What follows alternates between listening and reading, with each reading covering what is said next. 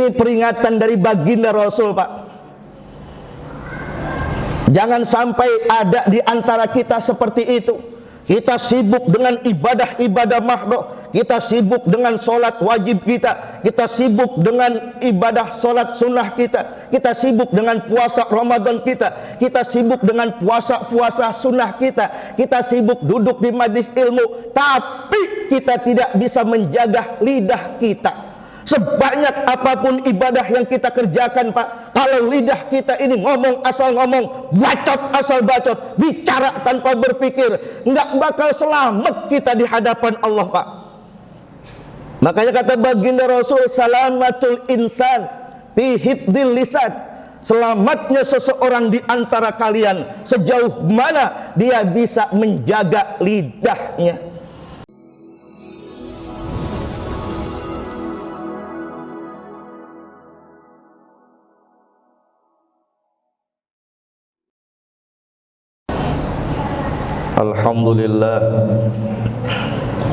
Alhamdulillahi Rabbil Alamin. Ashhadu an la ilaha illallah khaliqul makhluqin, wa ashhadu anna sayyidana Muhammadan abduhu wa rasuluhu khatamul anbiya'i wal mursalin. Allahumma salli wa sallim wa karrim wa azim ala nabiyyina Muhammad wa ala alihi wa ashabihi wa man tabi'ahu wa nasarahu ila yaumil ma'ad. Amma ba'd.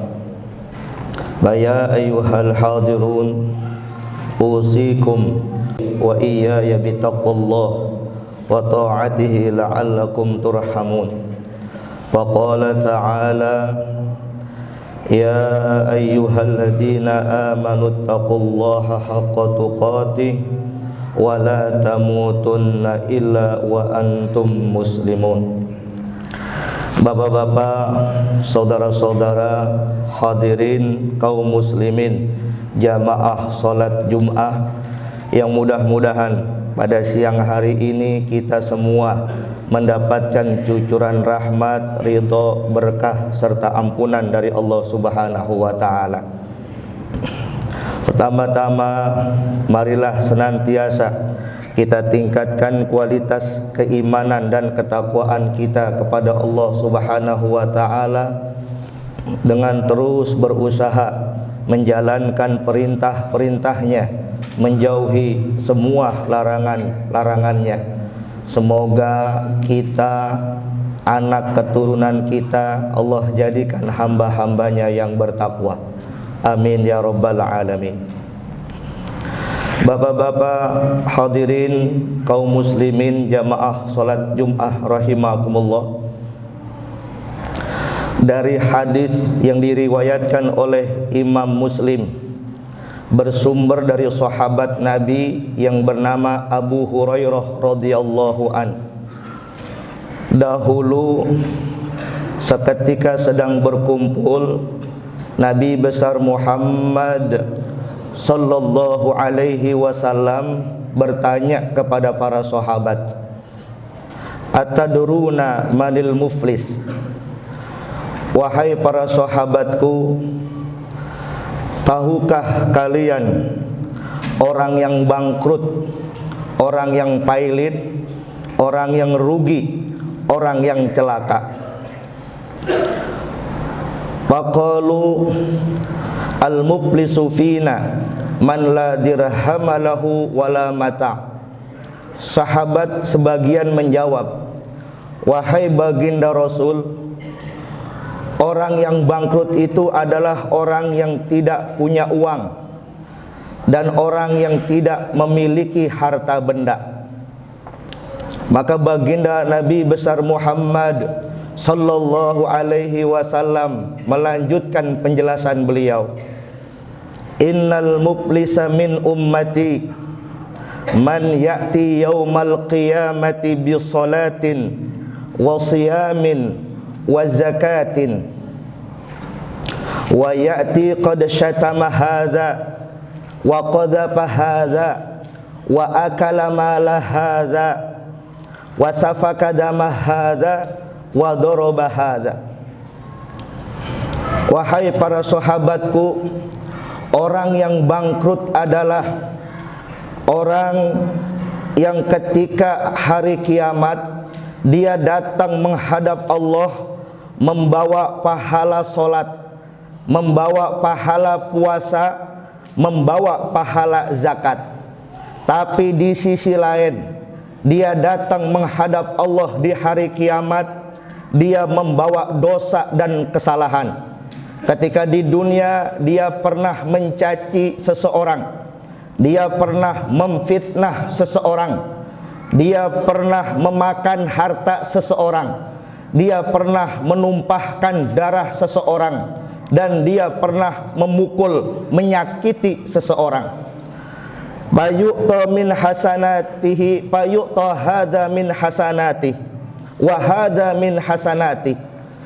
Karena dia menyakiti orang-orang, dia menzolimi banyak orang, maka seluruh pahala dari amal kebaikannya fayu'ta hadza min hasanati diberikan untuk orang-orang yang pernah disakiti ketika di dunia. Lalu baginda Nabi melanjutkan sabdanya, fa in faniyat hasanatuhu qabla ayyuqda ma alaih fa ukhida min khotoyahum faturihat alaih. Ketika memang pahalanya sudah habis karena diberikan kepada orang-orang yang pernah disakiti ketika di dunia, fa ukhida min khotoyahum, maka seluruh dosa-dosa orang yang pernah disakitinya di dunia turihat alaih, dilimpahkan untuknya. Semua dosa orang yang pernah disakiti ketika di dunia diberikan kepadanya. Summa turiha finnar, karena banyaknya dosa yang dia miliki, turiha finnar, Allah jerumuskan dia ke dalam neraka. Bapak hadirin rahimakumullah, Nabi mengingatkan kita, jangan sampai kita menjadi orang yang bangkrut, orang yang pailit, orang yang rugi, orang yang bakal celaka nanti di yaumil qiyamah ketika kita menghadap Allah. Ini Pak, yang Nabi ceritain bukan orang Yahudi, bukan orang Nasrani, bukan orang non-muslim, bukan orang kafir, tapi yang Nabi ceritakan min ummati, ada umat Nabi Muhammad. Dia umat Nabi Muhammad, diakui oleh beliau dia itu umatnya. Ya Allah, pahalanya banyak, sholatnya ikhlas, puasanya ikhlas, zakat dan sodakohnya ikhlas, sehingga memang dari ibadah yang dia lakukan dia membawa pahala yang sangat banyak. Tapi ketika dia menghadap Allah membawa pahala sholat yang begitu banyak, dia sudah 100% yakin bahwa dia akan Allah masukkan ke dalam surga karena pahalanya begitu banyak. Ketika menghadap Allah membawa pahala yang banyak, lalu ada orang yang menuntut dia, Pak. Di hadapan Allah ada orang yang menuntut, duhai Allah, hambamu itu memang rajin sholat, baik sholat yang wajib ataupun sholat yang sunnah. Sholat wajibnya ya Allah memang dia rajin lakukan secara berjamaah. Hambamu itu memang rajin ke masjid, hambamu itu memang rajin ke majlis taklim, hambamu itu ya Allah memang rajin melaksanakan sholat wajib, hambamu itu ya Allah rajin melaksanakan sholat sunnah isyraq dia lakukan, sholat sunnah duha, sholat sunnah tahajud, sholat sunnah witir, sholat sunnah hajat, sholat sunnah tasbih, dan sholat sunnah yang lainnya dia lakukan ya Allah. Wajar kalau dia membawa pahala sholatnya yang begitu banyak. Tapi ya Allah, qad syatama hada, ketika di dunia dia mencaci aku ya Allah, dia menghina aku, dia mencemoohkan aku, dia menjatuhkan martabatku di tengah-tengah manusia. Aku sakit hati kepadanya ya Allah. Dia hina aku, dia hina keluargaku. Aku ingin membalasnya, aku enggak mampu ya Allah. Aku takut karena dia orang besar, karena dia tokoh, karena dia orang terhormat. Maka pada saat ini ya Allah, di hadapan-Mu, Engkau Tuhan yang maha adil, aku minta keadilan ya Allah. Aku sakit hati ketika dia menghinaku di dunia. Allah tanya, apa benar pula? Iya ya Allah. Maka pahala yang banyak tadi Allah berikan Pak kepada orang yang pernah dia hina ketika di dunia. Pahala sholatnya masih banyak Pak. Ketika diberikan sama orang ini masih ada pahala sholatnya. Lagi-lagi ada orang yang datang, ya Allah, hamba-Mu ini banyak membawa pahala. Memang sholatnya baik, Al-Quran dia baca, hadir di majlis taklim, sering kumpul bersama para ulama. Tapi ya Allah, ibadah yang dia lakukan tidak menjaga lidahnya agar dipelihara. Ketika di dunia ya Allah, dia sakiti aku, dia hina aku, dia cemooh aku, dia kucilkan aku. Ya Allah Pak, ternyata bukan satu dua orang, banyak yang sakit hati dengan ucapan orang yang rajin ibadah ini. Ibadah sholatnya, pahalanya habis. Dia datang membawa pahala puasa banyak luar biasa. Bukan hanya puasa Ramadan yang wajib, puasa-puasa sunnah dia lakukan Pak. Puasa Nabi Daud, puasa Ayyamul Bid, puasa Senin Kemis, puasa sunnah Arafah, puasa sunnah Asyura, puasa 6 hari di bulan Syawal, dan puasa-puasa sunnah yang lainnya dikerjakan Pak, sehingga ketika menghadap Allah, orang ini membawa pahala puasa yang sangat banyak. Yakin dia akan masuk surga.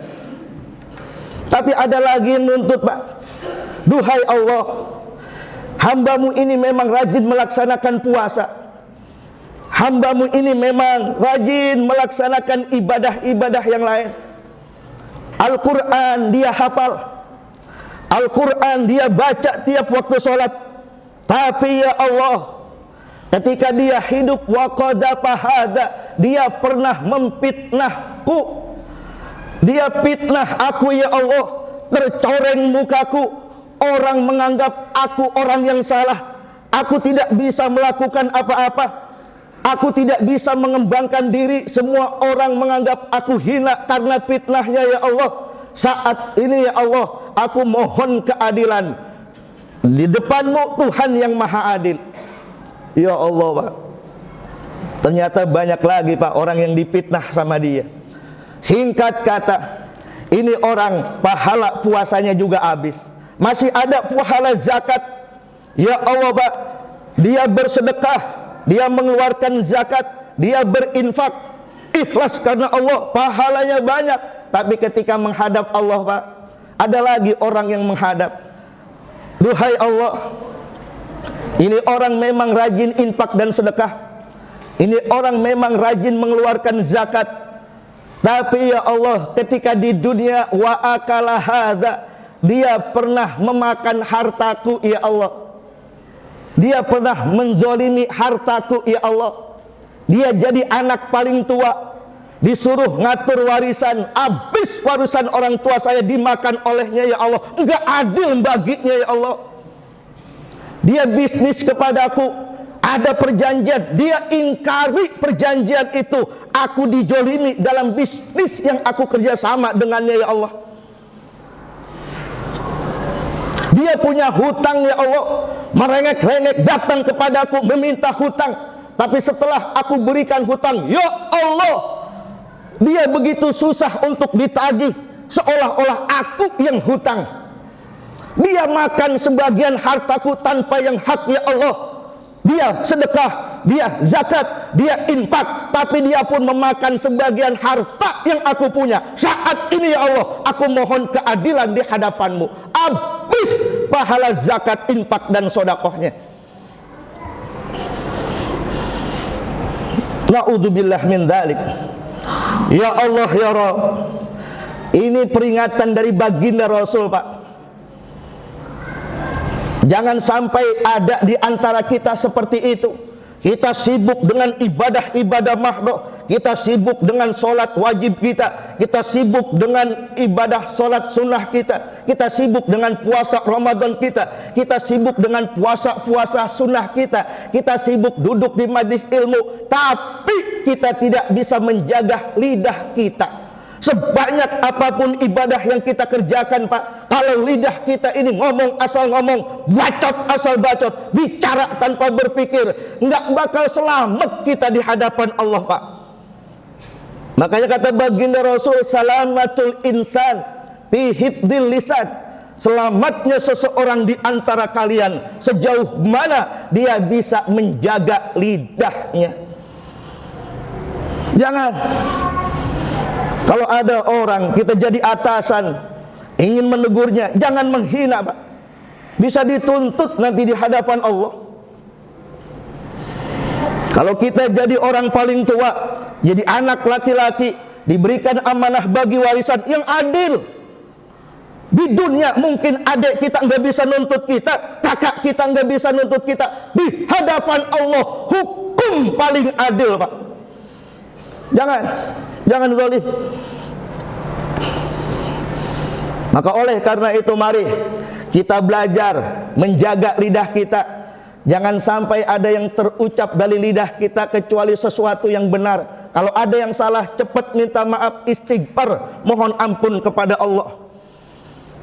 Allah ingatkan kita, Pak, ma yalfidhu min qaulin illa ladaihi raqibun wa atid. Tidak ada satu ucapan pun yang terucap dari lidah kita kecuali dicatat secara rapi oleh malaikat pengawas, yaitu raqib dan atid. Enggak ada. Walaupun kita hanya berdua menggibah orang, walaupun kita bertiga memfitnah orang, enggak ada yang tahu. Ya Allah, 10 tahun, 20 tahun, 25 tahun itu kita lakukan, Pak, terpelihara rapi dosanya di hadapan Allah sebelum kita minta dihalalkan dan dimaafkan. Maka mari jaga lidah kita. Jangan sampai kita rajin baca Quran tapi rajin juga bicarakan kejelekan orang. Jangan sampai kita rajin sholat berjamaah tapi rajin juga lidah kita menghina orang. Jangan. Orang nangis, Pak. Ada orang 5 tahun, 6 tahun berumah tangga tidak dikaruniai anak, karena memang Allah belum berikan rizki berupa anak.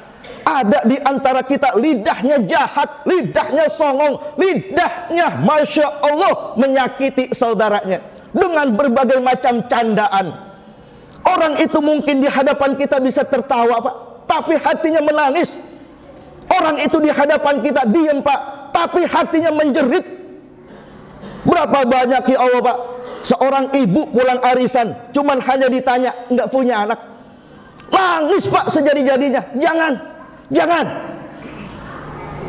Jangan sekali-kali kita bicara yang nyakiti hati saudara kita. Mudah-mudahan Allah jaga lidah kita supaya bisa berkata yang baik. Amin. Allah jadikan lidah kita, dibimbing lidah kita, nggak keluar dari lidah kita kecuali kata-kata yang bisa menyenangkan hati orang lain. Dan kita mohon sama Allah, sebanyak apapun dosa lidah kita, mudah-mudahan diampuni oleh Allah Subhanahu wa ta'ala.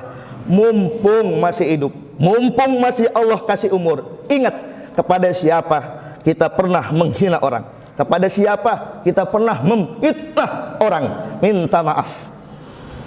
Minta maaf. Kalau kita dimaafkan, insya Allah dosa itu pun dimaafkan di hadapan Allah Subhanahu wa ta'ala. Barakallahu li wa lakum fil Qur'anil azim, wa nafa'ani wa iyyakum bima fihi minal ayati wa dzikril hakim, wa taqabbala minni wa minkum tilawatahu innahu huwal ghafurur rahim. Allahumma shalli ala sayyidina Muhammad wa ala